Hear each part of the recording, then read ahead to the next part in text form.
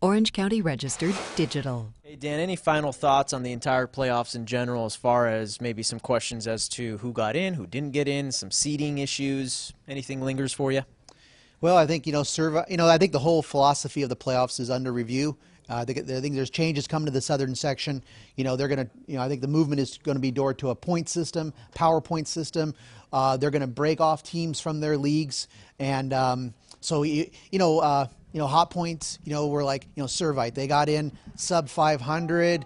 There was talk, on Sunday, down the southern section office, Steve, how, what if Servite was 1-9, but they played a brutal schedule. They got the great league, but they didn't win very many of their games. They still could have got in as an at-large pick.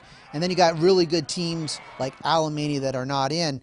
And, the playoffs, you want the best teams in. Yeah, and do we have the best teams in the Pac-5 final?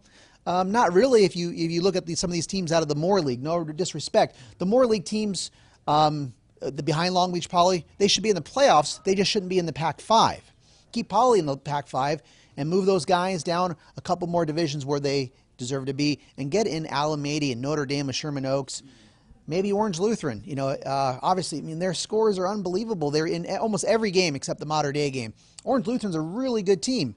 They're not good if they play all those teams very close and they still lose. They're still a very good team, even though their record is poor. They losing to Centennial Corona by 3 points. Just moderate. Some of these teams just like last second field goal kind of thing. I think that's where I think the movement is probably about 2 years away. Steve, you echo those sentiments, and you feel that impending change is coming. Yeah, it's a grassroots thing. Dan's right. They are looking at doing sort of an RPI sort of thing, and you're just going to seed teams 1 through 16. Number 1 seed plays number 16 seed. You don't have to divide up teams in separate halves of the bracket. You have to put a league's number 1. This half of the bracket, league's number 2 team, and the bottom half of the bracket. That's the rules nowadays, and kind of messes up. Are the matchups the way they should be? Is the number 1 team really playing the number 16 team? Is the number 2 playing 15? Doesn't work out that way. There is a movement to do that. We'll see if everybody gets along and figures out how to do it. The thing is, fellas, is that no matter what system that they use, somebody's not going to like it. There's no perfect system, but is there a better way to do it? I think there is.